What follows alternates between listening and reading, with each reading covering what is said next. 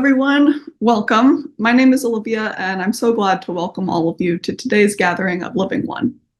This series, A Re-Enchanted World, is the culmination of this year's Living One theme, Seeing the Unseen, Restoration through Re-Enchantment. For those of you who don't already know, Living One is the Krullo Center for Nonviolence's webinar series, now in its 6th year. The Krullo Center for Nonviolence is a nonprofit dedicated to generating deep commitment and connection with the world and within ourselves, dissolving divides between human, plant, and animal, mind and body, science and spirit, and self and nature. Through teachings, practice, and community, Krullos catalyzes a shift in how we live, relate, and belong, because healing begins when we remember that we were never apart. Our third and final Living One series of 2025, A Re-Enchanted World, continues to explore the unseen, those parts of nature and ourselves obliterated and reduced by commodification. The mercantile, capitalist, realist Cartesian paradigm has supported scientific, technological, and industrial advances, but stripped our psyches and imaginations, even our very perceptions and understanding of the richly entangled, convivially connected nature of life on our living planet. Living One invites creative and committed people from around the world to discuss how to change our lives to serve Earth and all of our plant and animal kin. Become part of Earth revitalization by listening and learning with these amazing speakers. Our guest today is David George Haskell. David's book, How Flowers Made Our World, Revolutions of Beauty, Cooperation, and Illusion, will be published in spring 2026. He is a biologist and a writer whose previous books, The Forest Unseen, The Songs of Trees, 13 Ways to Smell a Tree, and Sounds Wild and Broken, have received many awards, including twice being finalists for a Pulitzer Prize. He has also written essays and multimedia projects for Emergence Magazine, The New York Times, and other publications. In 2024, the American Academy of Arts and Letters granted him an award in literature. David's college classes have received national attention for the innovative ways that they combine action in the community with contemplative practice. David lives in Atlanta, Georgia.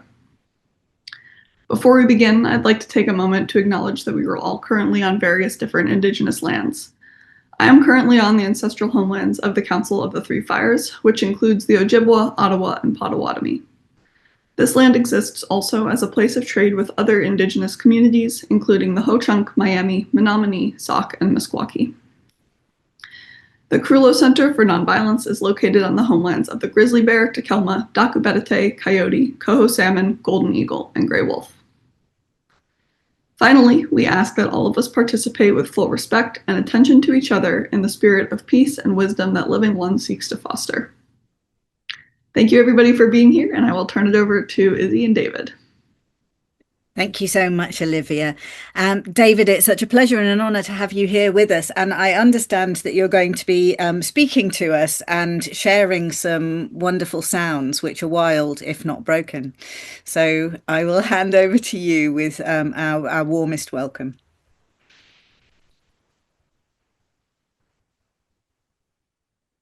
You're muted at the moment. Right. Well, that's our topic today will be sound, so it's appropriate for me to begin in silence, just moving my mouth to the.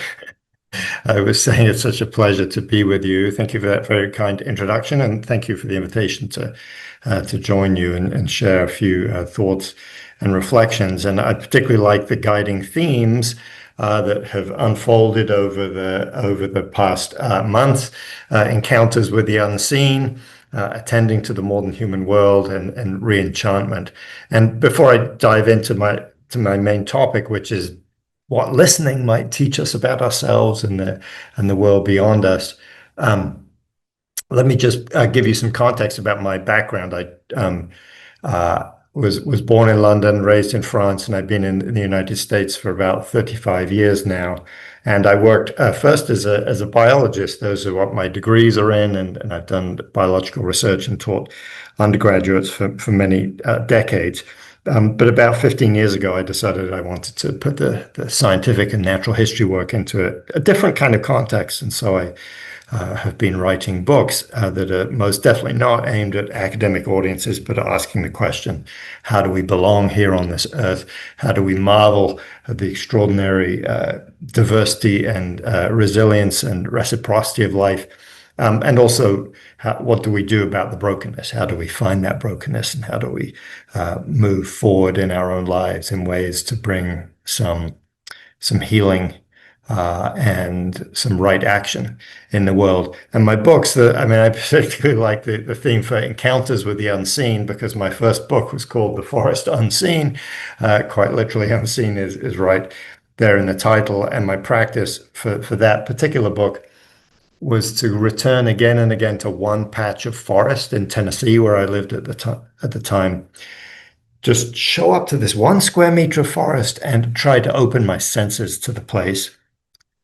And then I wrote a series of essays about what are reflections on the animals and plants and the fungi and the history of the place, and how that kind of practice of contemplative engagement with the modern human world might suggest some answers, or at least some starts of answers to some of our predicaments. I left technological gadgets and things behind. So I had a hand lens and a notebook, but I didn't bring cameras and audio recorders and other things that have their place in other contexts. I really wanted it to be me and my senses in the forest. And then I continued that with quite literally trying to attend to the more than human world in my second book, The Songs of Trees, in which I picked about a dozen trees around the world, different places, one in the Amazon rainforest, one in Jerusalem, one in New York City, one up in the boreal forest, that seemingly in very different places. Well, they were in different places, seemingly different relationships to humans.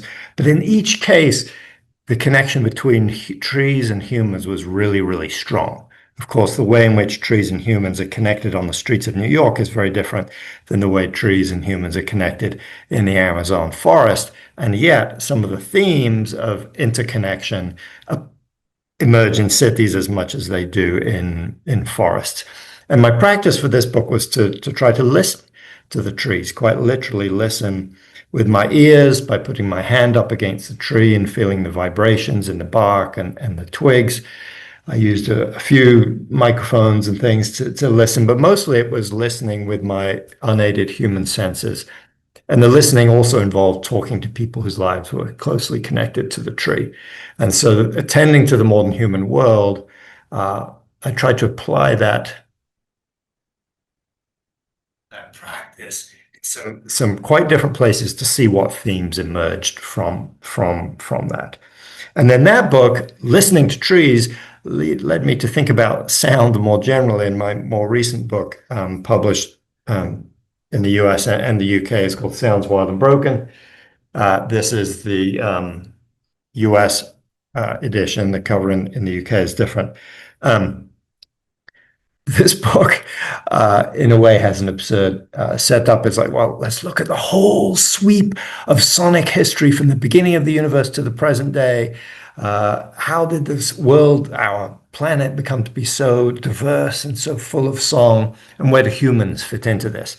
Of course, our language and our music is marvelous, part of the diversity of sounds on the planet. But then, of course, we're also introducing lots of noise and silencing ecosystems and so on. And that's what I want to focus on today, is using sound as a conduit to thinking about belonging and kinship, and how can listening lead us into those deeper practices. But I should say at the outset that the same kinds of practices and questions can be asked about other senses, like the sense of aroma or of touch or of sight. My guiding question is, paying attention to the senses then leads to curiosity and connection. And I'm going to share a few of those connections here with you. So, sound. At a physical level, sound is vibration, right? So vibrations flowing in air. If you're a fish or a whale, or a shrimp, you're receiving sound as vibrations flowing through water. Insects listen often with their feet. They're receiving vibrations that are coming through the solid matter of tree trunks and leaves and so forth. Now, so that's sound in a very physical sense. And those sound waves are extraordinarily tiny. The sound wave, like when I'm speaking now, I'm causing a deflection in air molecules that's smaller than the smallest particle of smoke. So hundreds of times thinner than a thin human hair, right? Very, very tiny little waves. And they're very ephemeral. As soon as sound arrives in our ears, it's gone. Sound is of the moment, made out of tiny little fluctuations. And we often forget this ephemerality in a world now living saturated with, surrounded by recorded sound. But recorded sound, whether it's coming through our computer, the hi-fi system, the radio, is very recent. It wasn't until the 1850s and 1870s when people started recording sound first on smoked glass and then on wax cylinders, that was when, so that's just what, 175 years ago, more or less. So our great-grandparents didn't have any recorded sound. We live in a very strange world where speech and music can be captured and shared. And whereas before, the only way that sounds from the past could be re-evoked in our minds is through memory, and then through the technology in the last 5,000 years of writing things on pieces of paper, musical notation, and the written word, which in a way is all about capturing sound on paper.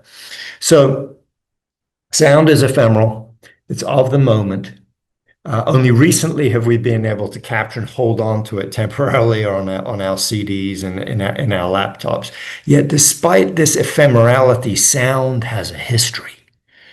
A very deep history. And this history is actually present inside the sounds themselves in the present moment. So listening today is a way of hearing the web of stories and relationships that create and sustain the world. And so I'm going to share some stories from the sonic past that are deeply connected to our listening in the present moment. And I hope these will enliven your own practices of listening. And we can sort of move on from there into some ethical concerns if there's some time. So sound, although it is ephemeral, it has been a generative, creative force in the universe ever since the very first sound waves came into being. The first sound waves actually predate the existence of atoms in the universe. So the physicists tell us that very early on, the universe was this hot ball of roiling plasma. It was very compressed, it was very hot, so compressed and hot that atoms couldn't form. The protons and the electrons just swam around in this very hot soup, so dense that light couldn't move through it, so photons were trapped in there. And in that hot soup, there were sound waves flowing, compression waves flowing back and forth. As the universe expanded and cooled, atoms formed, and the signature of those waves is still present in the universe today. Because the cosmic microwave background radiation that's flowing around and through us all the time has these undulations in them that are the remnants of the first sound waves in the universe. The places where the compression waves in the plasma were squished together, those are the places where stars and galaxies form in the universe. So when we look at galaxies or the Milky Way or stars, we're looking at the wave mark of ancient sound waves. So sound has been present in the universe from very early on, and it's always been very creative. Now, that's all seemingly quite abstract and literally quite unearthly. Let's talk about sounds on this planet. So we're fast forwarding now to planet Earth.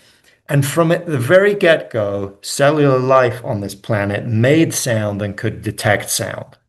So even little bacteria, the bacteria obviously don't have ears, they don't have voice boxes and so on. However, in all their little biochemical actions, they produce these jiggly vibratory motions that actually produce sound that with a very sensitive microphone you can hear. And I'm going to try and share this with you. This is a reconstruction of bacterial sounds. Let me make sure I'm sharing computer audio. And here we go. Here are some bacterial sounds. This is from Bacillus subtilis.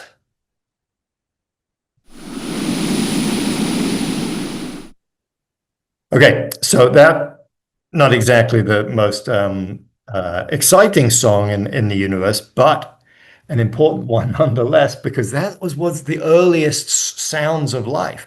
This hissing sound, and it turns out if you play that sound back to bacteria, it makes them grow better.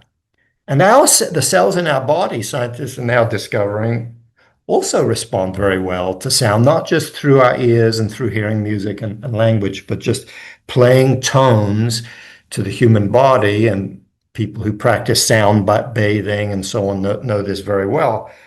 When those sounds enter the human body, they actually make our cells vibrate, and the cells express certain genes more vigorously.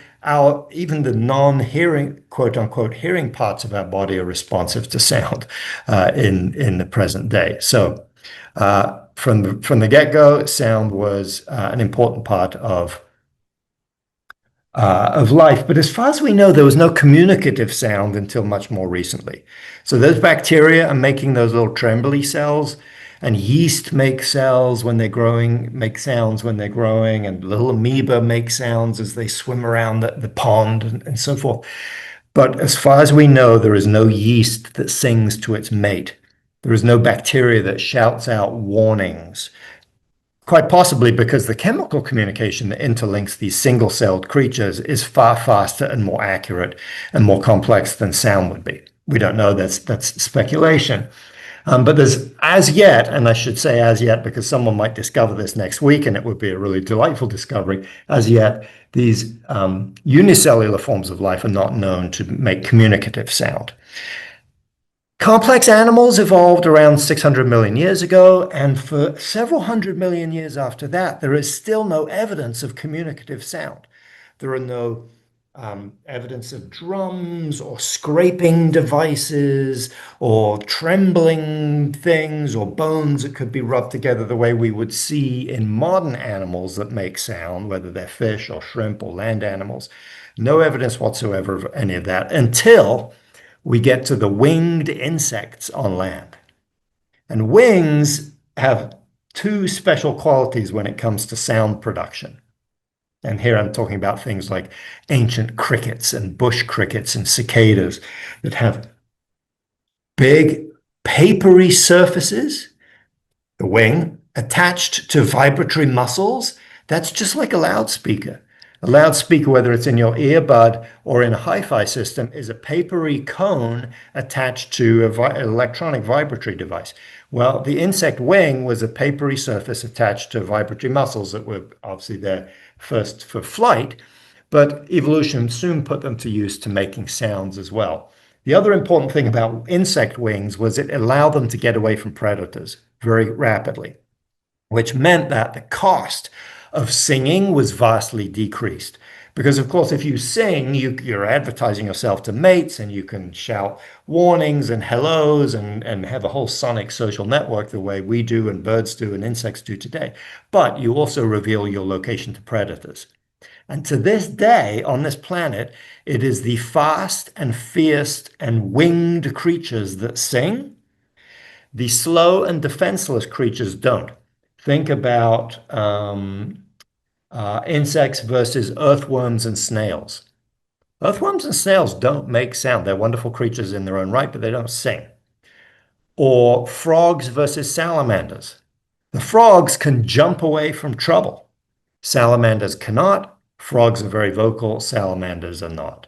And so avoiding danger through the evolution of wings and powerful jumping hind legs and things like that was a necessary prerequisite, I think, for the evolution of song. So the first singing the evidence of song is from a fossil actually from the south of France, a fossil called Permostridulus, that is 275 million years old. This fossil, beautifully well preserved wings, and you can see on the wing these little ridges that serve no function for flight or anything like that, and they look very much like the ridges on the wings of modern crickets and katydids. How does a cricket make its song? It rubs its wings together and goes, makes that little chirping sound. We see a fossil of something just like that in Permostridulus. This is the first known evidence of song anywhere in the known universe, anywhere on planet Earth. And yet, there is no shrine. There should be a shrine at this place where they found the fossil. This is the first known earthly song on the planet. Let's celebrate this. The paper was published in a very good but obscure academic journal. There was no press coverage. So one of the things I've tried to do in my book is to celebrate this and then to follow the consequences of the evolution of this first song. What I've also done is actually try to reconstruct what it might have sounded like. So what I did is take measurements from photographs of the fossil, compare those measurements to measurements from the wings of modern singing insects, and then calculate using some simple formulas what this insect might have sounded like. Now, we have to make a few assumptions. We don't know how hot it was, or exactly how fast they move their wings, all sorts of things that would affect the sound. But here is my reconstruction of the sound of Permostridulus, the first known song on planet Earth. First, you will hear an individual, and then you'll hear a little chorus. So this is a speculative reconstruction.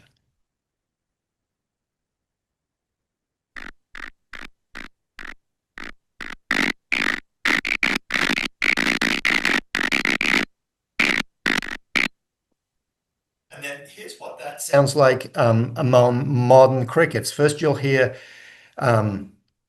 these are crickets recorded in the autumn in Tennessee, which is that there are lots and lots of singing crickets, first at full speed and then slowed down. And listen to how much higher pitched these insects are compared to what we just heard. And that is because modern insects have crammed many, many more teeth along their little ridges that they rub together to make the sound. In fact, some of them are so high frequency that they're above the frequency that humans can hear, which is why I then slowed it down so we can hear the whole range of them. So these are some modern insects, crickets at full speed, then slowed down.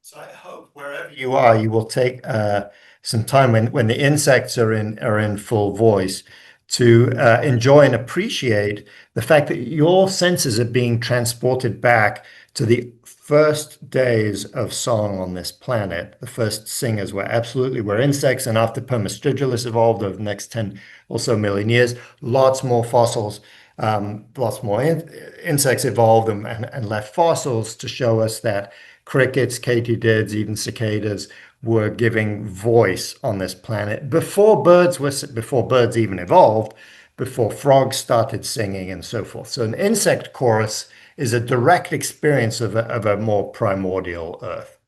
Now, that's interesting, and it's important to honor our insect cousins and to thank them for the joys that they bring to our ears. But the evolution of sound in insects then catalyzed really important changes in others. The first vertebrates that came onto land, the fish that came onto land and then turned into amphibian-like creatures, our ancestors, right? Our great-great-grandparents.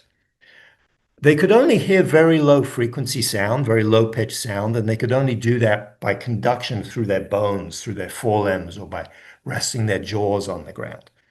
But once these insects evolved singing, suddenly the world was filled with protein snacks that were advertising their presence, the protein snacks of the insects, advertising their presence through high frequency sound. So there was a very high advantage, there's lots of natural selection to encourage better hearing in vertebrates. And we see that across all the early reptiles, early mammals, the evolution of high frequency hearing evolved just after the insects started singing.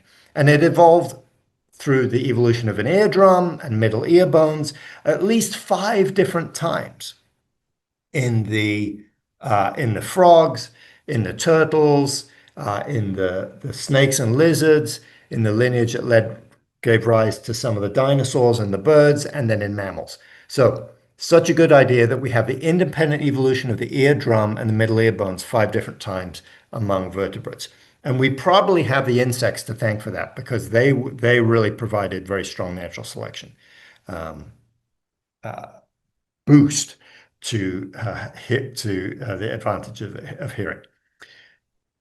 Okay, so now let's talk a little bit more about mammals because we're going to work our way through to hearing the human voice, I hope, in a slightly different way, in a deeper way, and in a way that reveals our interconnection with the modern human world. So to set this up, I want to share another sound with you. Sorry, I'm too many windows open at the same time. Okay, so these sounds are the sounds of some modern mammals, and you'll hear first elk bugling, then coyotes howling, prairie dogs yipping, and these are all formed as we do through voice box in the throat, through vocal folds in the larynx, vibrating in different ways.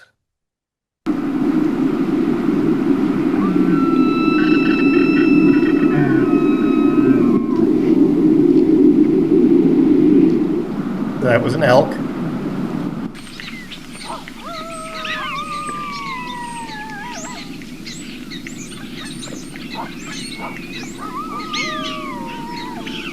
Coyotes.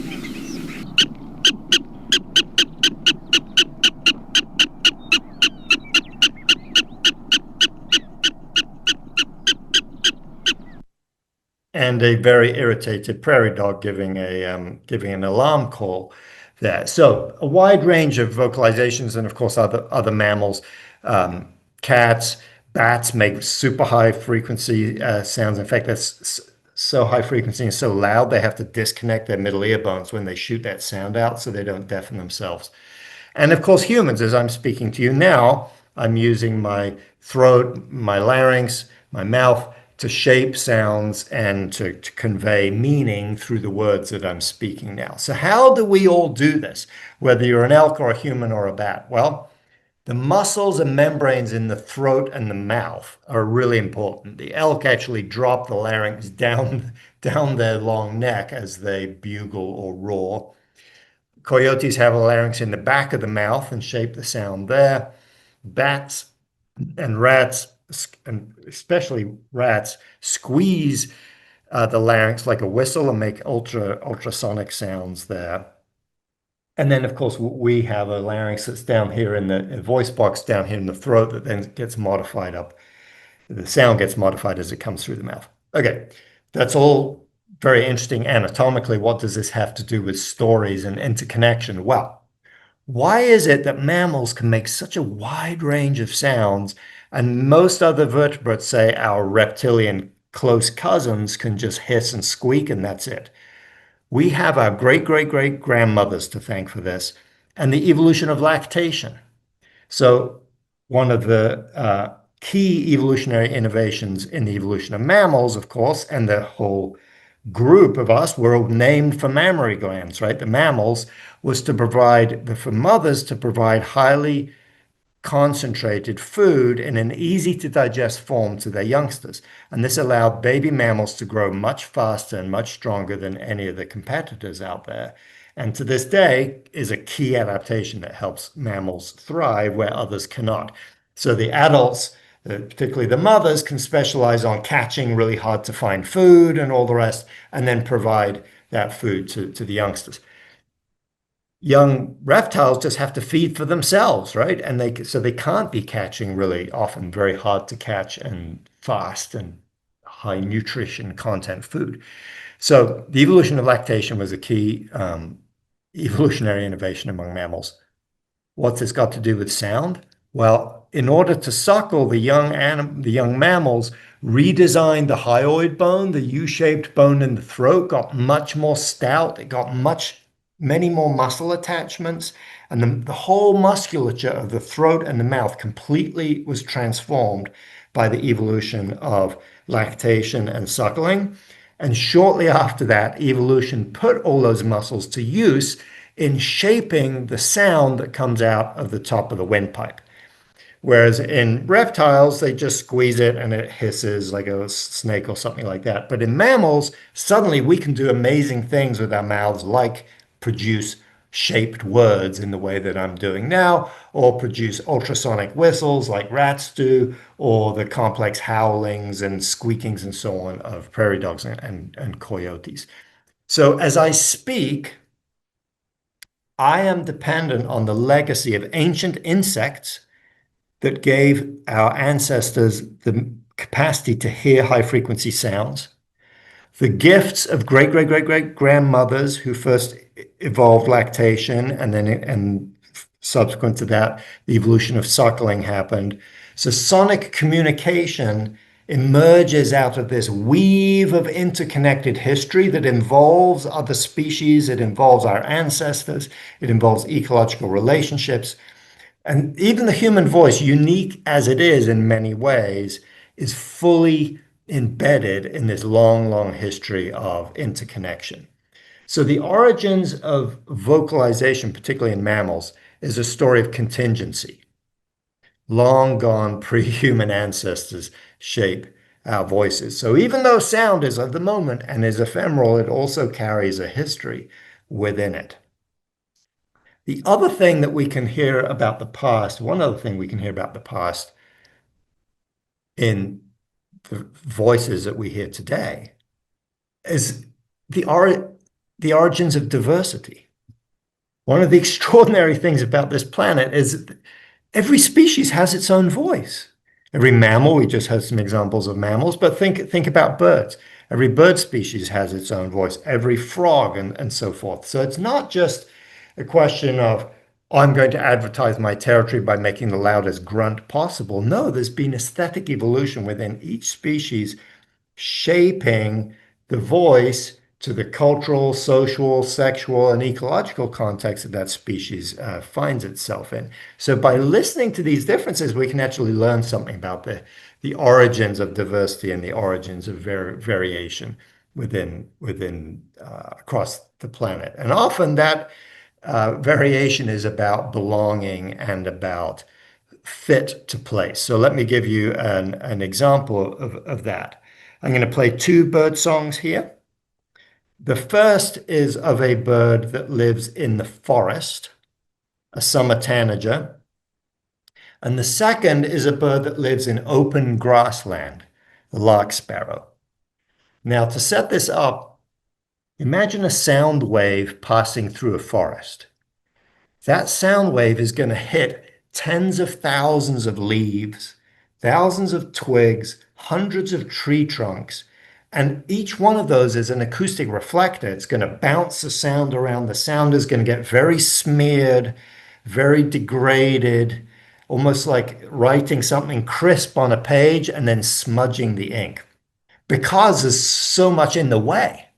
So if you are a creature in a forest, you need to sing a relatively slow, whistled, clear song that can transmit through all that muddying vegetation and still be heard and understood at a great distance.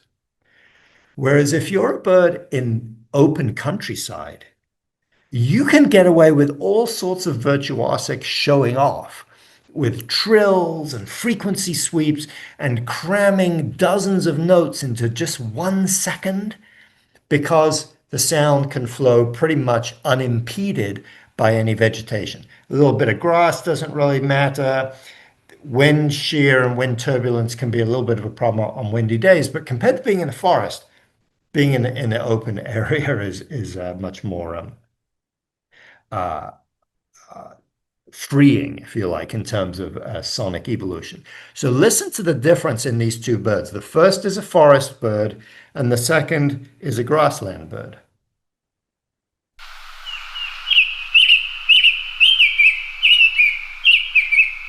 Slow and whistled.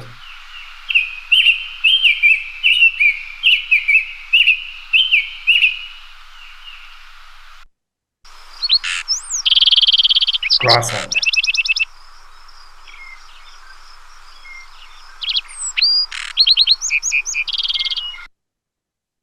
Okay, so those are just two examples, right? The summer tanager and the lark sparrow, birds that I recorded here in North America. But this is true. It's true in Australia, in Africa, Western Europe, South America, wherever you want to go, parts of Asia where there's grasslands in the steppes.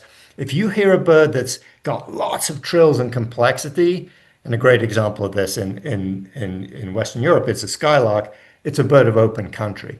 Whereas a bird with a more slow whistled song, like the summer tanager here, or think about the Eurasian blackbird, the common blackbird in Western Europe, much slower. And to human ears, we can count the notes, if you like, the little phrases, and it feels a lot more mellow. So there are a few interesting exceptions to this, but in general, even if you don't know where the bird lives, you can make a good prediction. So in a way, the forest lives inside the song of the summer tanager, and the prairie lives inside the song of the lark sparrow. And this is true for other species as well. Think about going to the ocean shore, where the waves are crashing on rocks or on pebbly beaches. That's a lot of noise. How do shorebirds like oyster catchers and so on, and gulls deal with this? They're loud and they have relatively high-pitched songs, so they can get them over that noise and through the noise. Whereas birds that live in much quieter places aren't nearly so shrill or nearly so loud. The same is true for whales, ones that do most of their singing and calling close into shore, where there's a lot of noise in the water, have different kinds of songs than those that are out in the open ocean, where they tend to have much lower frequency, lower pitched songs that can travel much further in a relatively noise-free situation. Noise-free until humans showed up, that is, with our engines and so forth. So this imprint of the habitat on the voice of different creatures is found wherever you look, wherever you listen. So I'd encourage you, as you're walking around, the city or the countryside, to listen to the birds, the insects, other mammals, and to ask, in what way is the mountain or the countryside or the forest dwelling inside this creature's song? And this applies also to the vibratory communication that we can't hear, but insects are really tuned into. I mentioned at the beginning that sound can flow through air, water, or solid matter. Well, turns out most insects, 90% of insects, as far as we know, communicate mostly through solid material. So you have an insect, if this is a twig, one insect is standing here and another one is over here, can be more like a meter away from each other. But this insect makes vibrations in its abdomen, shoots them down through its legs into the twig. Those vibrations travel through the twig into the legs of the other one that then hears them through little ears in the legs, right, that can pick up the vibration. And this is cool because the birds can't hear it. So the insects have got a private communication channel that is free from predation. And it turns out that, as every luthier knows, different species of tree have different sound conducting qualities, right? And so I'm going to play you two different, very closely related species of of tree hoppers, and you'll hear the difference in the pitch of the sounds that they're making. One is on redbud, one kind of tree here in North America, and the other is on wafer ash. And listen for the difference in pitches. So I think this recording is cool because it's a reminder that the insects are talking to each other without us being able to hear them. These recordings were made by putting contact microphones onto the tree. I mean, when I'm recording this, I can stand right there and not hear a thing, but the contact microphone, which is pressed up and picking up the vibrations of the wood itself is recording it, and then we can play it back later. Okay, so two different species of insect on two different kinds of wood.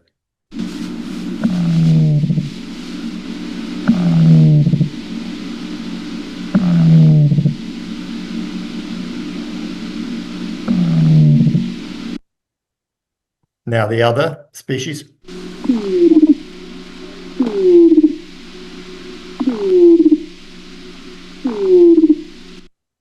So through natural selection, these insects have tuned their voices to home. So this, I think, is a really marvelous example of belonging.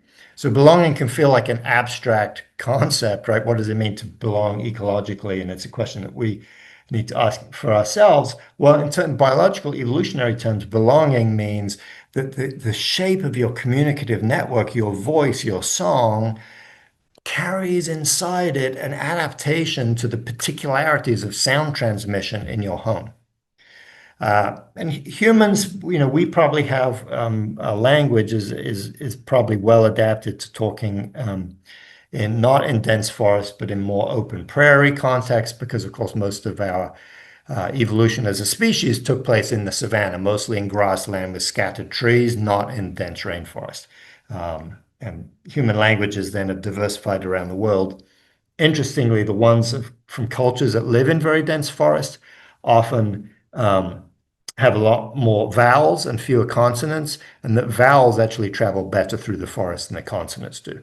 That particular trend is disputed by some linguists on statistical grounds, so it's not as solid a story as some of these stories from birds and insects. But this question of belonging is present in our music. So think about the diversity of musical instruments that we play, guitars and pianos and flutes and so forth. We think of them as just, well, these are just, human inventions, and humans are in control here. And there's nothing particularly ecological. There's nothing about kinship and belonging. Well, actually, there really is. And let me introduce this idea by taking you back to the very first musical instruments created on this planet by humans. And then we'll talk about some modern instruments. Okay, so the beginnings of instrumental music tell us about belonging and kinship on this planet. We're a tool-making species, of course. And about 42,000 years ago, some of our ancestors, this is deep in the Ice Age, in southern Europe and now areas that are now in southern Germany, so not that far south in Europe, were living in caves and using stone tools. And one of the things they used their stone tools for was to create flutes out of the hollow bones of birds.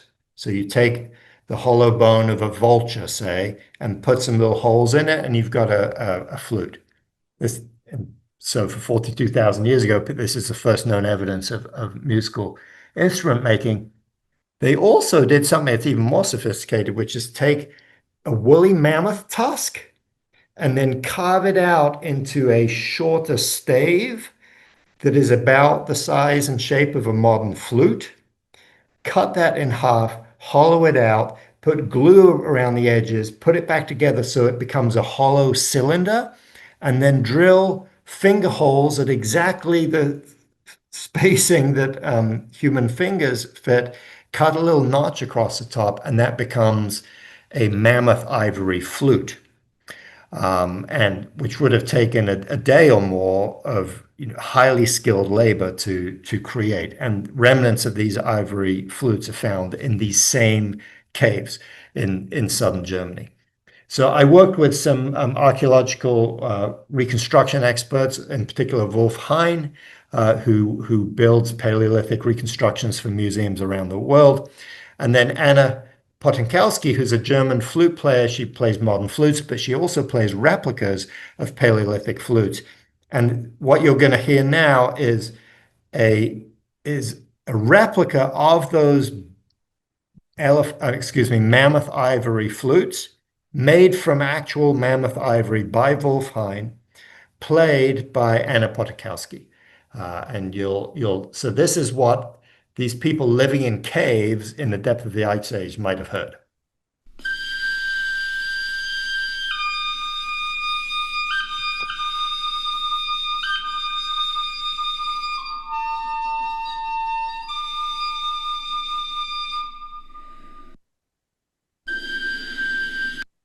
Okay, now listen to how that same flute sounds when it's played in a reverberant place like a cave.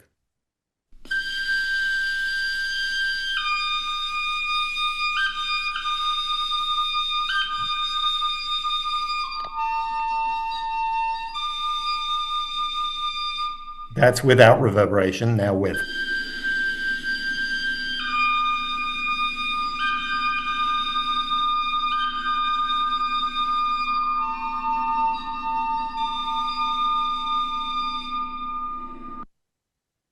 So these first known musical instruments, and of course there probably were others that were built before this, but archaeologists just haven't discovered, were built in deep relationship to the ecology of the local region and to place.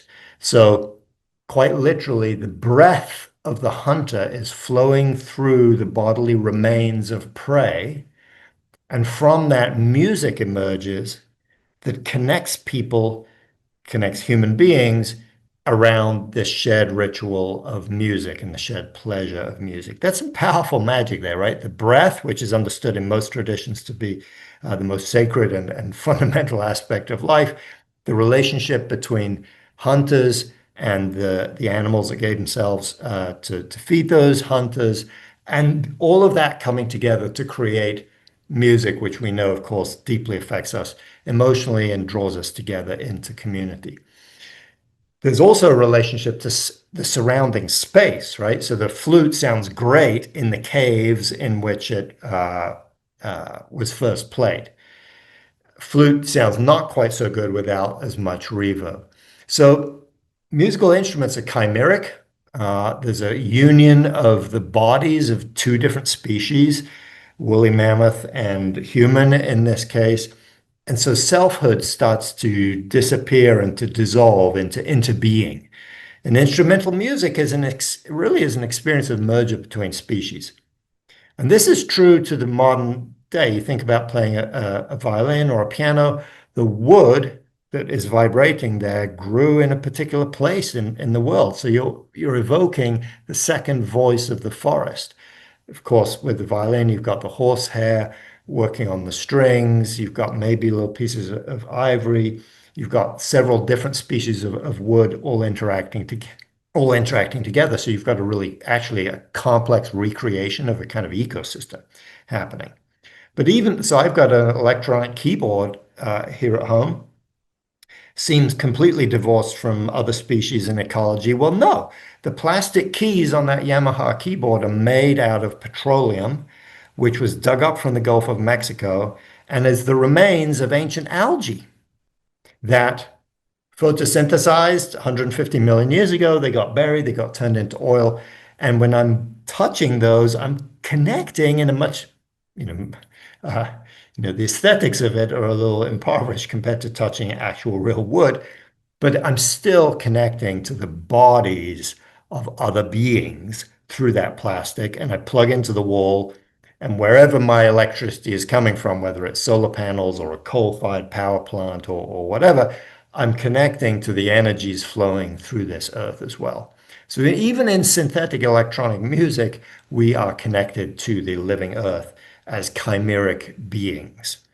And yet, in our rituals around music, we often create an illusion of human exceptionalism, right? We close the doors to the concert hall. We close the doors to the stadium. It's like humans talking to ourselves. And yet, on the orchestra stage, there's a whole forest. On the rock and roll stage and in the stadium, again, interrelationship with other species and deep embodied connection to the materiality of other beings. Also, big relationship to the space in which the instruments are being played.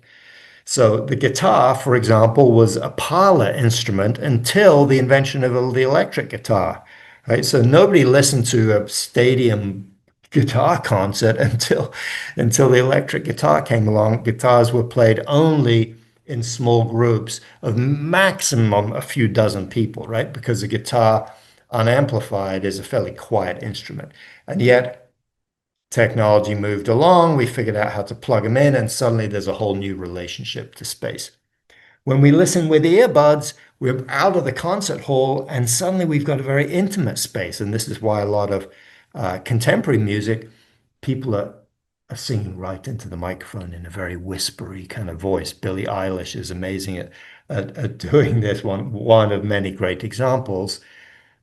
They are responding in a creative way to that ancient interconnection between the physical space in which music is made, the creativity of humans, and then the way in which instruments, and whether it's the human voice or manufactured musical instruments, fit within that space. And so when we listen to music, we're actually interconnected to materiality and ecological context. And if our imaginations are thinking, but we're just in a human dominated space. And I think a challenge for the future then, when ecological relationships are in crisis, is to bring this dependence and relationship to the fore. That materiality, interconnection, belonging, kinship are all part of the experience of music. We need to bring that to the surface. Let me give you one more. I'd like to open things up to questions here in a little bit, but let me give you one more story that's sort of from the past, but also connects into the present here. And this is about quote unquote noise pollution. So the first written stories that we have on clay tablets from Babylonia include complaints about noise pollution in the city. So this is, I'm reading Stephanie Daly's translation from the cuneiform from a story written from 1700 BCE. It says, and this is from a clay tablet, Enlil, the chief god, complained that the noise of mankind has become too much. I'm losing sleep over their racket. They are as noisy as a bellowing bull. So what did the gods do? They invented mortality and disease, and eventually they created a flood that wiped out most of humanity except for a few survivors. That story then evolved to become the story of Noah's Ark later on, that's recorded in the Abrahamic scriptures and traditions. But so this is almost the first written story on the planet, and already people are complaining about noise because the scribes who are writing these things couldn't deal with the racket in their Babylonian cities of a few thousand people. Seems kind of quaint, but when we're dealing with helicopters and fireworks and gunfire and all the other kind of things that are going on in cities these days. But noise pollution seems like a sort of very niche complaint. But in fact, in Western Europe, where the EU has actually measured and quantified the effect of noise pollution on human health, they estimate that noise pollution is second only to air pollution, particulate air pollution, in causing premature death and disease in humans. They estimate 48,000 new cases of heart disease per year can be attributed to noise pollution. 12,000 premature deaths per year. Why is that? It's because the noise literally inflames us from within. It causes increased inflammation and physiological dysfunction, increases in blood pressure, all these things that lead to poor health outcomes up to and including death. Noise pollution also harms brain development and learning. Excellent examples from studies both in humans and from other mammalian lab animals in that regard.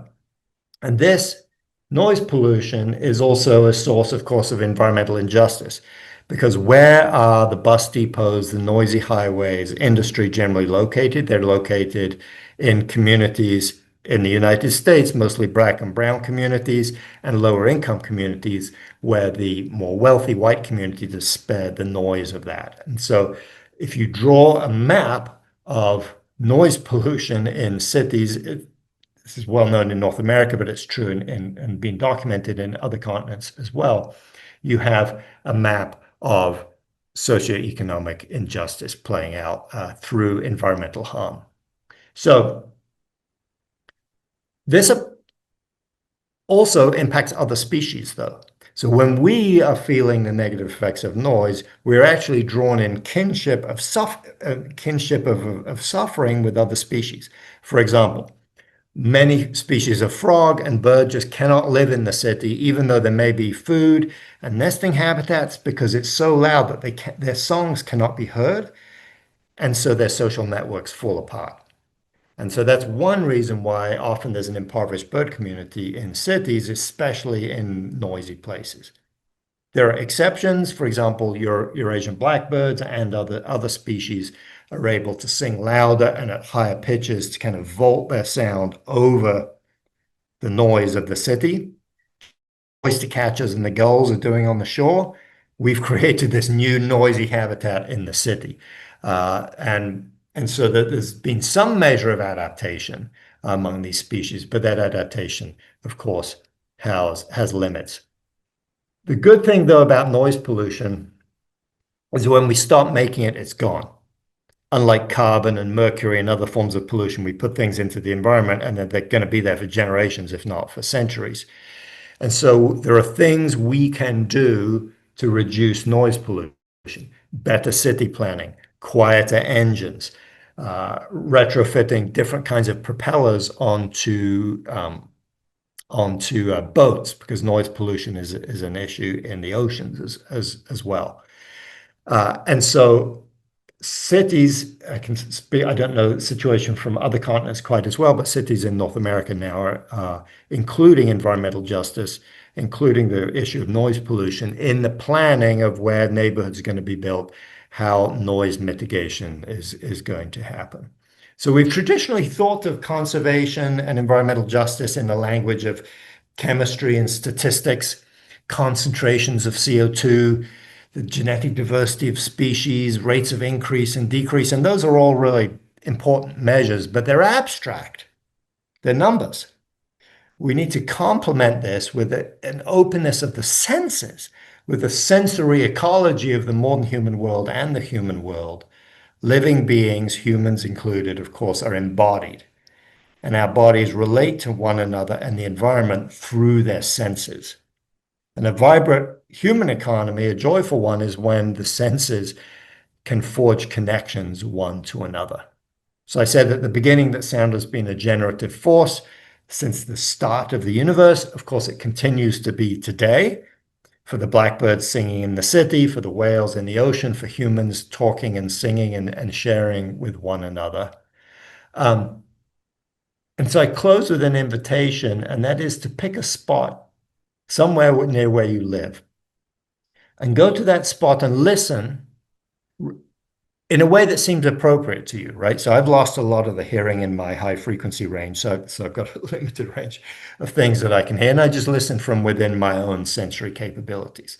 Some people have inner ears that really don't function to translate that vibration in air to vibrations in the deep inner ear and then neural transmissions. So instead use vibrations in fingertips or feeling the sound in the chest. Hearing is a whole body experience. It's not just about the ear.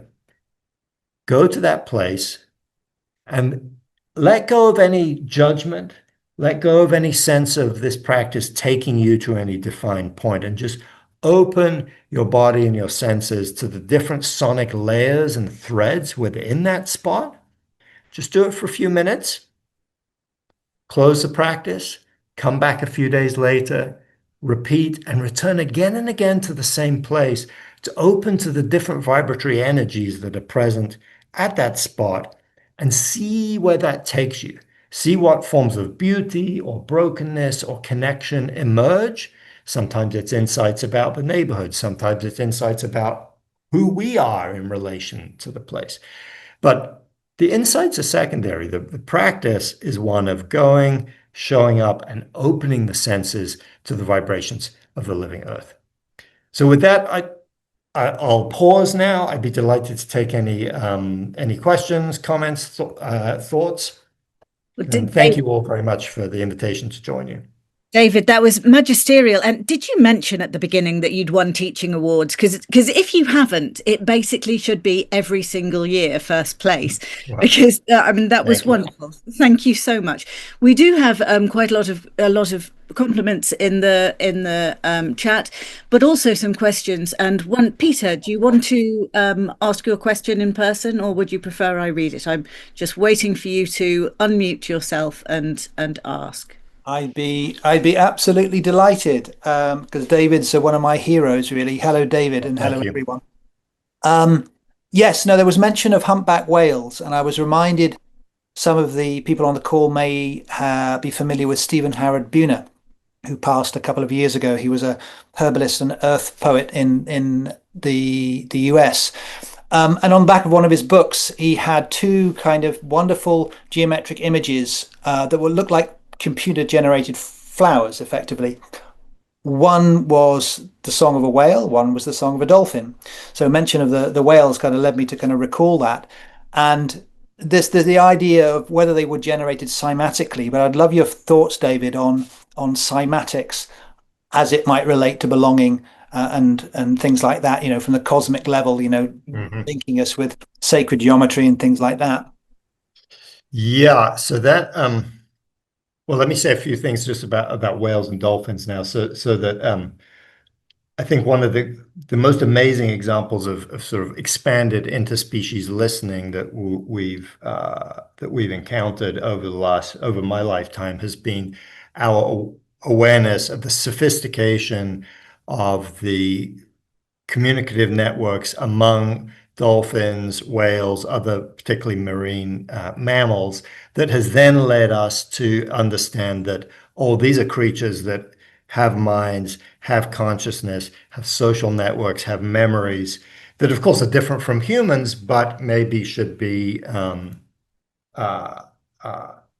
that our view of who has rights and who deserves respect, we need to expand out. And of course, indigenous cultures around the world have known this for a long time. I think in the Western world, we're gradually coming back to that understanding. And it is through listening to the recordings of whales, dolphins, and so on that we've come to realize this. And I think the people pushing AI onto us promise that they're going to take that revolution deeper, and maybe they will. I'm a little skeptical about that. And maybe we could talk about that later. But I do think the key thing about whales and dolphins is to understand there's an excellent example of interspecies listening happening there, and yet the oceans are still an acoustic hell. And so if we could clean up the oil prospecting and some of the shipping that's happening in the oceans, we could really reach out and do the right thing by these kin. In terms of the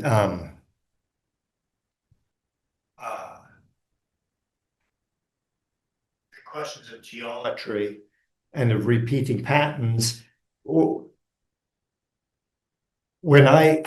of course flowers. My next book coming out next March is about flowers, where there's all kinds of repeating geometries that emerge from very simple rules within the flower that produces these extraordinary experiences of beauty. Being able to visualize music and vocalizations in the way, whether it's a dolphin or a bird song, teaches us that there are internal repeating patterns within that. And as a biologist, my take on that would be that the distance between humans and non-humans is not quite so wide as we would like it to think. For example, we recognize human music as something that has particular rhythms, particular repeating elements that contrast and are in tension with changes and dissonances and so on. Those statistical patterns also show up in the vocalizations of whales and in the songs of birds. Birds are an interesting example in that often the patterns are found within the details of each little syllable, to us, they just sound like chirps and they all sound the same. But if you slow them down and draw them on a spectrogram, you can see and hear some of the differences there. So I don't know if that gets at your question there. Yeah, I think so. Thank you, and for what you bring to the world as well. Thanks, David. Well, thank you. Wonderful. Thank you very much, Peter. And Mike's put a question in the chat as well. Mike, I know that you'll be willing to speak up for us.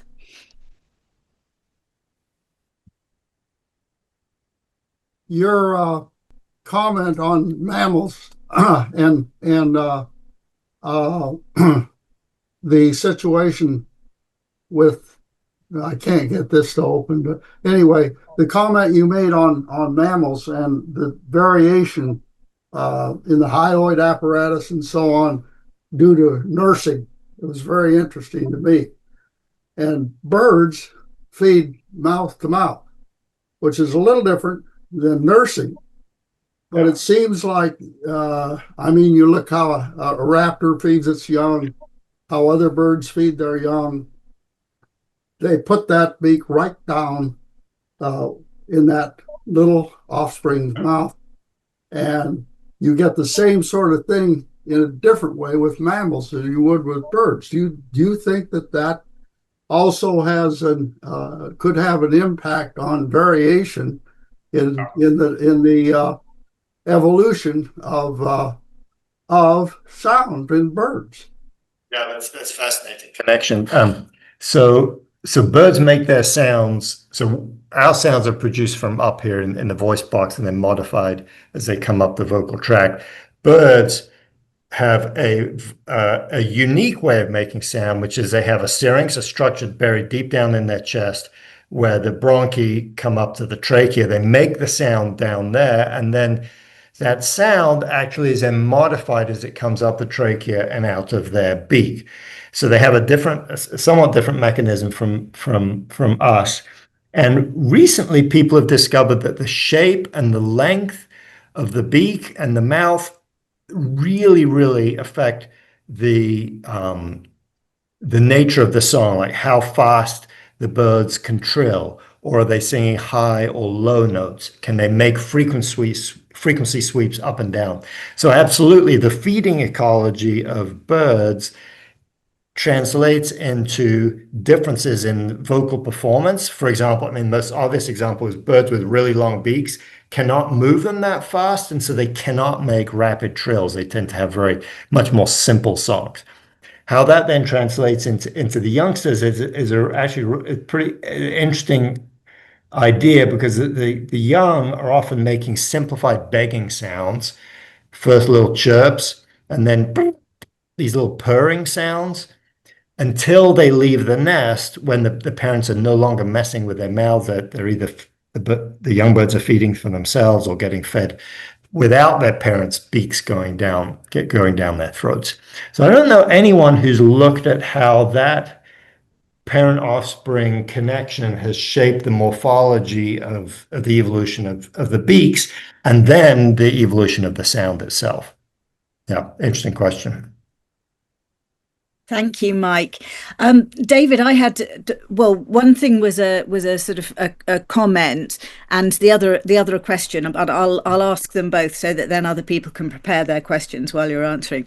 So one of them was about David Rothenberger's work with the Song of a Nightingale, slowing that down and showing the similarity to the song of a humpback whale. I had a very friendly European, I'm in England, and a European robin in my garden who was very, very, very tame, and he used to sing next to me and sing right next to me, so I could get very clear recordings of his voice, and I played with slowing it down as well, and it is interesting how similar to whale song that sounds. So right. Just to sort of comment on those similarities was one thing. The other thing was there's a scholar who's very friendly with Kerelos, Janine Clark, who works in transitional justice, and she's been doing a lot. I don't know if you've heard of her work, but she's doing a lot of work in Ukraine at the moment, and she's working in more than human or multi-species transitional justice. So her last project, which was supported by the Leverhulme Foundation, she had all the people that she was speaking to were recording sound in Ukraine and commenting on those sounds. And so there were quite a lot of people who were ornithologists and people who could no longer get to the particular reserves where they were used to working, and there were lots. But it was just a sort of she's hoping to further that work in the future. But this idea of using sound as part of a process of transitional justice does seem as if it's would get a lot of support from your work.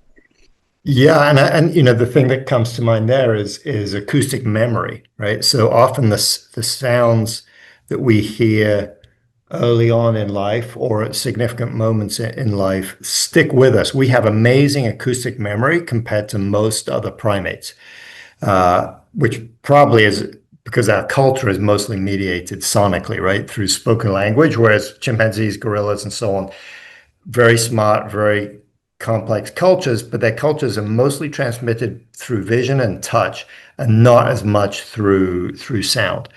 So if you hear a tape recording of someone who, say, died 50 years ago but was very close to you, you will instantly recognize that particular sound. And the same is true of the bird songs or the sounds of a city from years and years ago. And in a country that is undergoing massive transformation through invasion and war and all the terrible things that are happening in Ukraine, holding on to those memories, forming those memories, having records of what the sounds were, what sounds were important for people, I think is a way of holding on to a connection to the land and of holding on to culturally and psychologically important sensory experiences, and which relate to memory.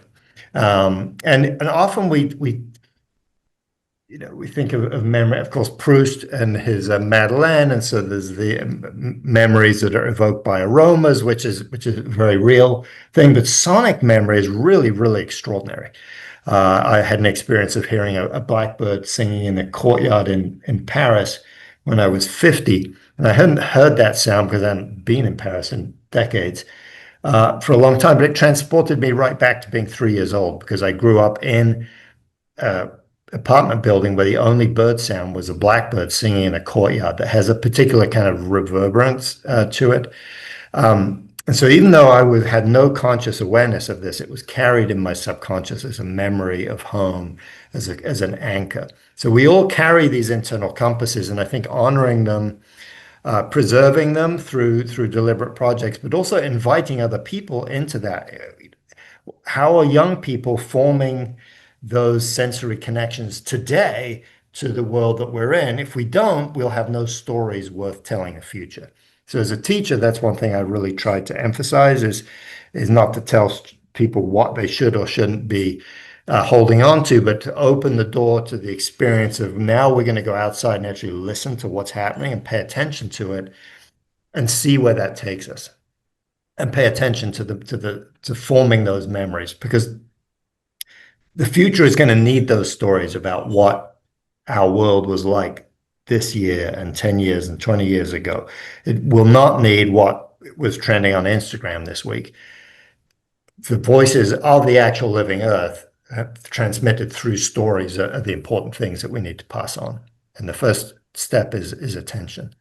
And if I could I'll just mention when I leave space for more questions, but, David Rothenberg, I mentioned him in my book, does, marvelous work helping us understand the similarities, the differences between human music and the musics of other species. And the thing I love about his work is he's not just talking about it, let's go out there and play music with these other species and see where that improvisational, relational experiment takes us. So it's very open-ended and it's participatory rather than just sitting in a seminar room saying, oh yeah, birds are kind of like humans in the following ways. He's like, well, okay, I'm going to take my clarinet out and I'm going to invite other musicians into this too. And we're going to play with the nightingales and see where it goes. Thank you. Kate, you've got your hand up, so please ask your question, and then we'll go to the two questions in the chat, if you're okay for time, David. Thank you. Yeah, thank you, David. Thank you, everyone, for this enlightenment of sound, I want to say. My mind was wandering a bit off into the direction of other types of sounds, and I got caught up with a beaver, and I was wondering how, let's say, the beaver and his tail and the splash on the water, how that type of sound plays into this whole evolutionary story you were sharing with us, because it feels like it's a bridging sound in a way, right? I'm wondering why the beaver doesn't use his voice. If there is a voice, I suppose so. They are very communal animals, but why do they use their tail? Yeah, that's a great question. I mean, my understanding of beaver vocalizations is that in the lodge, they do, and there are people who put little microphones down into the lodge. So when they're in close proximity, basically when they're in air inside the lodge, they're vocalizing in that way. But the tail slapping is an alarm signal. And remember, the beaver, of course, is descended from terrestrial mammals, and so its hearing is mostly still adapted to hearing in air, and yet it needs to transmit the alarm signal through the water. And so that slap, and sound travels 4 times faster in water than it does in air. That slap is very high impact and immediately travels to all of the family members, regardless of whether they're left, right, behind, or in front, to communicate alarm.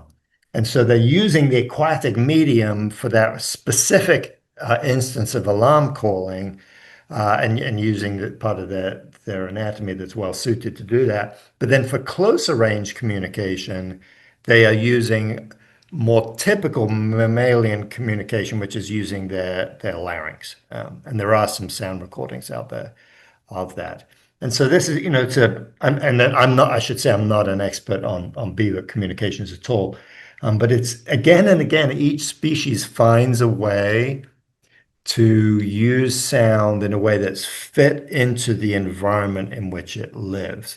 And so it's a sort of interesting way of sort of back calculating, if you like, or back imagining from the sound, how does this sound fit into the environment in which it's produced?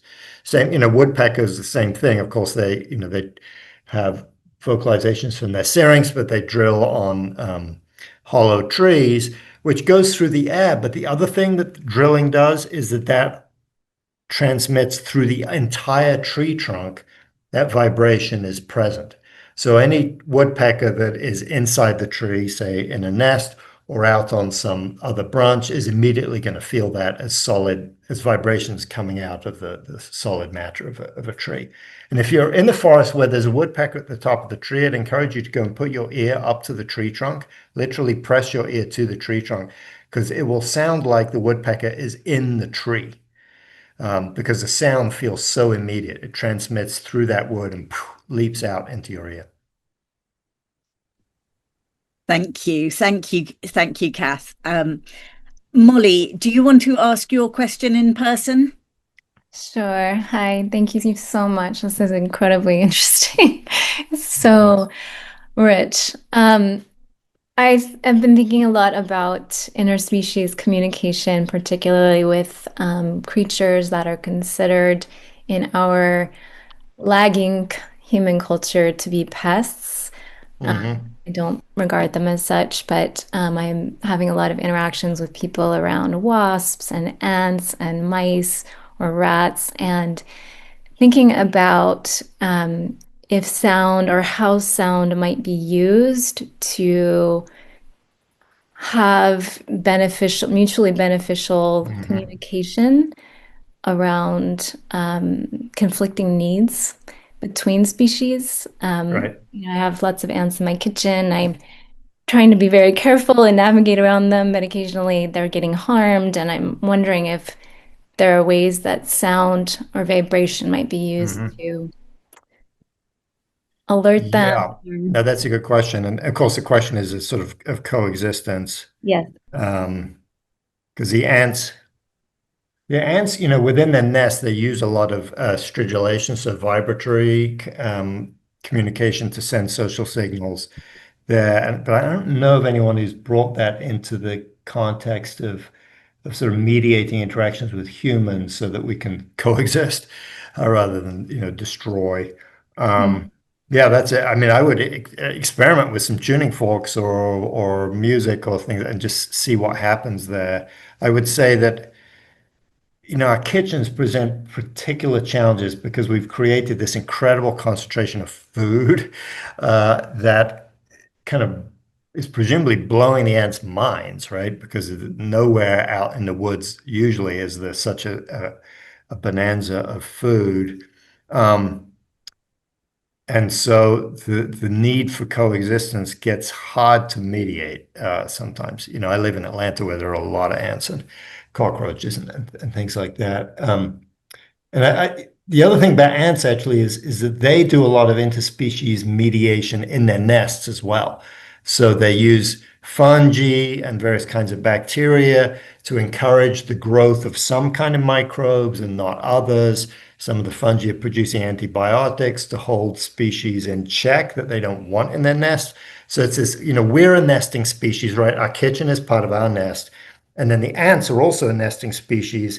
And the ants have figured out, they don't mind using a little bit of sort of chemical suppression. I'm not advocating that in our kitchens, but they are trying to figure it out for themselves in their nest. So maybe we could learn from them how they manage their nest so we can figure out our own nest. I do think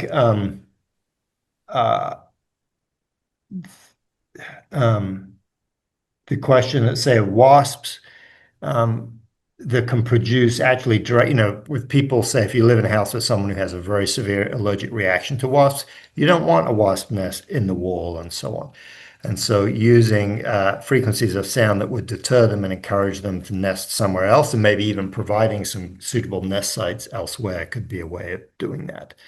And I don't know exactly what to think of this, but I know that in a number of traditions, just sitting down and talking to them. I mean, in the sense of Western science, it makes no sense. The ants can't understand English, but that intention to want to share the space may be able to be communicated in ways that Western science hasn't been able to figure out. And so I know that's been an important part of many traditions, is bringing the right intention and actually communicating it partly for our own benefit, so we're clear about what actually vocalizing things can clarify things in here and in here, but also putting that intention out into the world where it can have actions that are, frankly, at least to me, quite mysterious, but nonetheless potentially really important.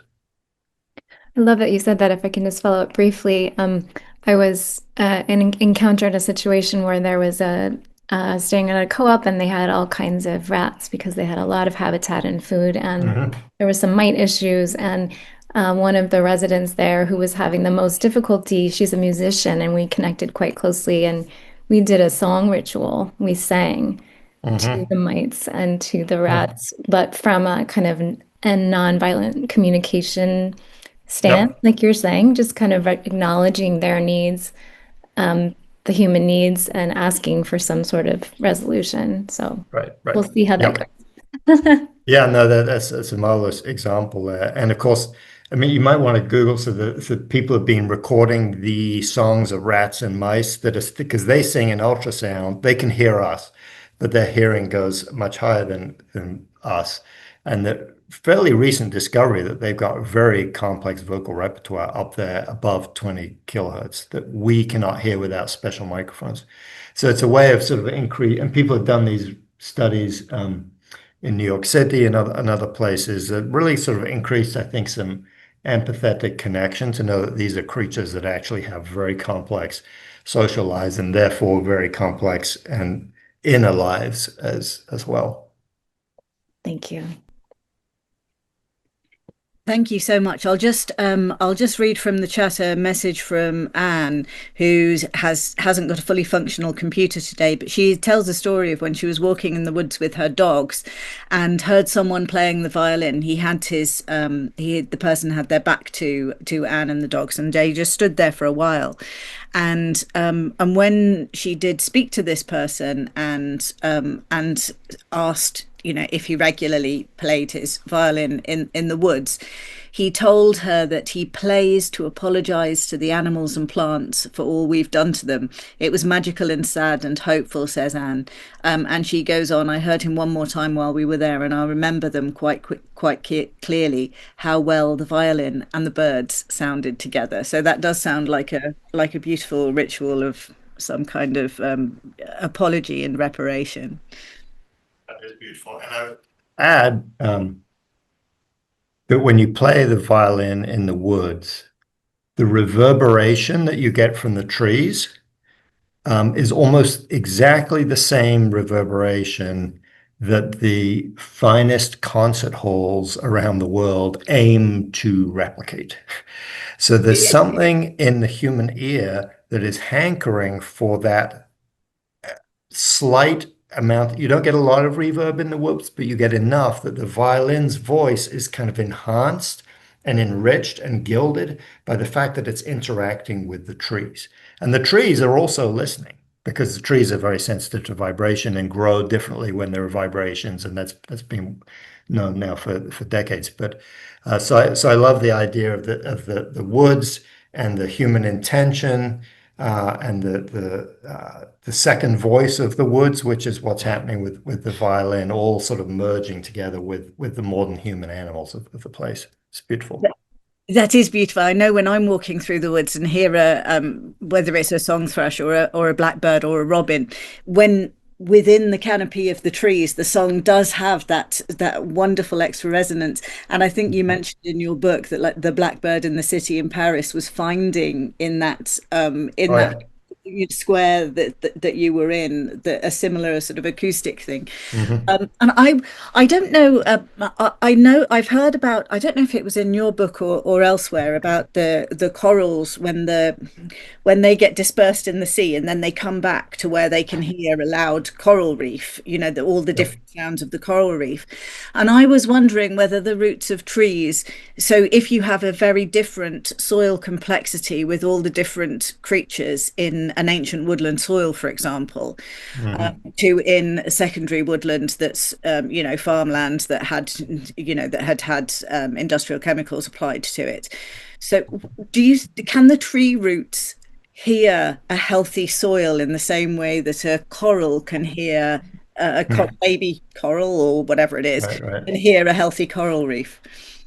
That's a really interesting question. I don't know of any study that's looked at that. We do know that tree roots can detect and move towards things like the sounds of running water, other forms of Monica Gagliani did that research. Yeah. But the question of sort of healthy versus not healthy soil, if someone's done that study, I'd love to hear about it, but I haven't run into it. I think it'd be, and actually in terms of just doing quote unquote Western science, it would be a reasonably easy experiment to set up. Yes, because they had citizen science in Switzerland with people who were actually using the microphones that you can put into the soil. I think they had however many kits that they were providing to people. And I was trying to get access to that in England, and I almost got in touch with someone at Reading University. But then, because I'm not actually a scholar or anything, the communication sort of fell down with this pathetic middle-aged woman just begging to have some kit, please, and plunge it into the soil of ancient woodlands. But I was sure that there would be something interesting to come out of it. Yeah, I mean, the different sound transmission qualities of soil, I mean, depending on how compact and wet and so on, would be surely would be different, because the soil structure is radically different. I do know there have been studies that people have looked, quite a few studies of the quote unquote soundscape of different kinds of soils.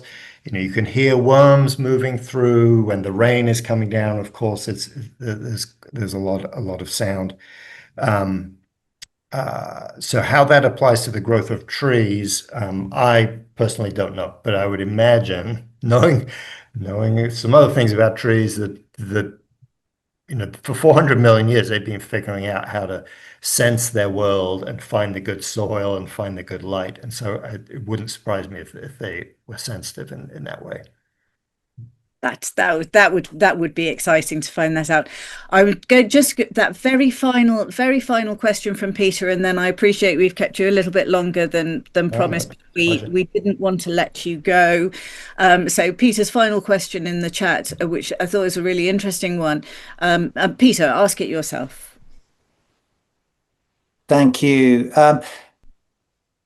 It's a nice way to end it, really, because I'm aware of a number of artists, musicians who are working with electronic data taken from plants, this so-called MIDI data, and they're making music with plants. Yep. I mean, there's ethical issues around this, and there's a lot of this activity around the globe now, I know. But one of the guys I know locally, we've had some tentative discussions about exploring could there be a difference between a novel ecosystem, mixture of native and exotic species working together, and let's say an old growth forest or something like that? Exactly what you were just kind of alluding to just now. Now, neither of us are scientists, so maybe we can hook up with scientists who can maybe explore this. But there's this sense that there is a difference. So the second bit is just going to follow on to what you were saying, but have you any final thoughts on people who are making music with plants? Because it's an increasing trend, it seems. Yeah, I think it's marvelous, and we're learning a lot about plants and about the human creative process through that. The ones that are most interesting to me are where we really hear the strangeness and honor the strangeness and otherness of the vibratory world of plants. And I've done a lot of recordings of just putting contact microphones and accelerometers on trees just to hear that vibration, and every tree has a different vibratory signature, because that expands our imagination into the interiority of trees and their materiality. Other people are more attracted to then taking that as raw data and feeding it through algorithms that create things that sound more pleasing to human ears.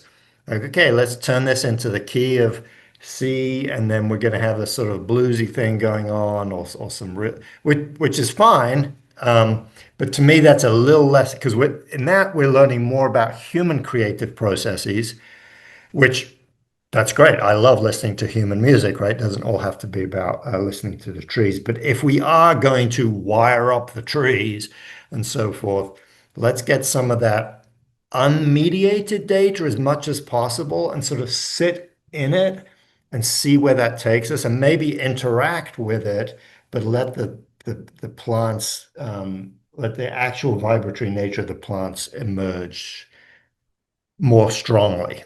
So that's just my sort of aesthetic and emotional bent on this, is I'm more attracted to that. In terms of not so much the vibrations in the tree, but like if you just put microphones out and record an ancient woodland versus some more recently logged forest, or some less complex and less old ecosystem, absolutely there are differences, mostly in insect and bird and other forms of sound there that people have measured with all kinds of statistical indices and so on, and are using now in conservation, right? So if we want to reward good behavior on the land, actually recording soundscapes can be one way of assessing how much biodiversity is in this forest. If some company is saying, hey, we're doing sustainable forestry here, well, actually sound recordings can tell us a little bit whether that is true or not. Unfortunately, they can also be used as greenwashing. And so that, like any other kind of measure, whether it's carbon credits or the amount of carbon in soil and things like that, there are ways of using it that I think are actually fairly responsible and might actually lead to some good. And then there's just straight up greenwashing, where you just you manipulate the statistics to make the company look good, but it's not actually changing behavior on the ground.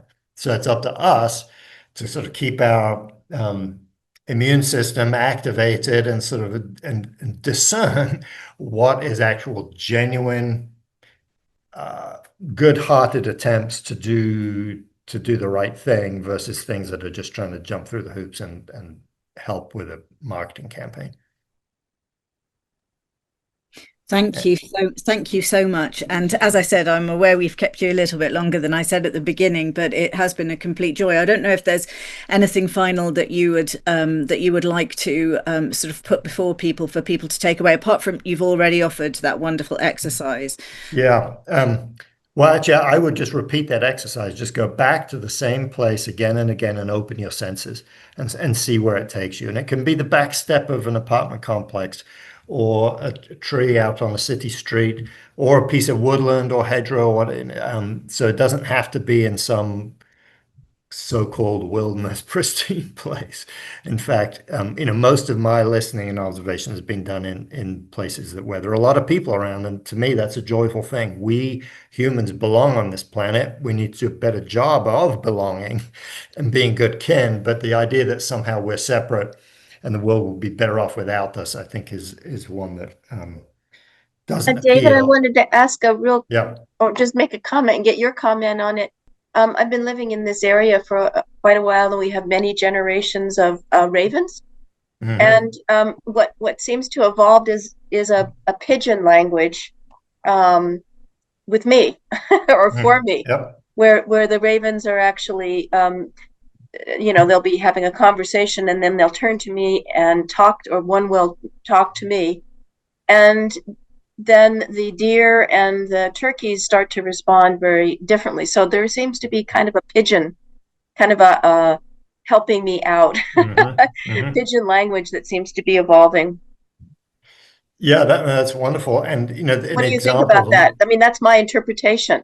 Yeah, no, it's an example of a multi-species network, and ravens are well known to form interspecies communication, say with wolves and with other creatures, and humans have, of course, been part of that for tens of thousands of years as well. And of course, ravens are cognitively and vocally very sophisticated. They also have cultural transmission from one generation to the other. Memory of particular individual people. So certainly they know you and they remember you. And if someone else shows up with a shotgun and is trying to shoot them and so on, they remember that person's face for generations. Yeah, so we've had several, but I think it's a kind of a pigeon, language for me. To help me along. And I was just wondering about that, because it's almost like what they're saying, but it's kind of changed. I can't quite, if you were here, you would be able to probably describe it very perfectly. But I found it kind of interesting, looking at the whole notion of a pigeon and then Creole. So for example, are they, are they young, which they have, because they seem to use the same thing. So I'm wondering, well, is it turning into kind of a Creole here? Interesting. Yep. And partly there's the intention on their part to reach out to humans and try and make what they're saying comprehensible to the humans. Yeah. Oh yeah, they're very helpful. I always call to them because I give them breakfast every morning, and they're very gracious in terms of my abilities to sound. So anyways, there's kind of a mix there. I wish I could explain it a little bit better, but I was really interested in this notion of a pigeon language, and then it developing into a Creole, going across species and also across generations. Yeah. So thank you. I think it's wonderful. That's a wonderful way of thinking about these networks and how cultural evolution plays out within those networks with multiple species involved. Well, all that remains to me now, David, is to thank you from bottom of my heart and on behalf of all of us here. Thanks for the invitation to join you. Well, it's been an absolute delight, and we've all learned a lot. And everyone who hasn't already bought the books, go out and do so, because there's even more detail, and we'll all have the Flower Book on pre-order. Yes, thank you so much, and I'll hand over to Olivia to sign us off. But all our thanks. Thank you. It's an honor to be with you. Thank you so much, David. And thank you, everybody, for all the questions and participation today. This has been incredible. Our next and final Living One speaker for this series will be 1 week from today, on Friday, October 10th at 10 a.m. Pacific time. We will be joined by Dr. Jack Hunter, who will tell us about ecology, spirituality, and the paranormal. So we hope to see everybody there. And before we close today, I will introduce you to another one of our Grace Village residents. Let me get that up. There we go. This is Kalitakwa, a desert tortoise and one of our oldest residents. He has an abnormal and distorted gular, which for those of you who don't know, I did not know. This is a horn-type structure that grows from the chest of certain desert tortoises. And Kalitakwa's is shaped like a toboggan, which is quite unusual. It's underneath his neck, and so he's still able to eat, but it's something that makes life very difficult, and it's why he came to us at Kurulos. He's very strong and very patient, he's very wise, and he's very much a man of his own. He, like other desert tortoises, are getting ready to brumate, which is their approximately 6 months of reptile hibernation. He's enjoying the sunshine while it's still here and being out in the beautiful skies and trees of Grace Village. And this coming week is the 11th anniversary of the tortoises' arrival at Grace Village, so we want to celebrate them today and every day. And thank you, everybody, for your support. It makes it possible for us to have these wonderful relationships and homes for people like Kalitakwa and the others that we've introduced you to over this series. But thank you, everybody, for being here with us today. It's been wonderful to spend this time with all of you. And David, this has been incredible. Thank you so much.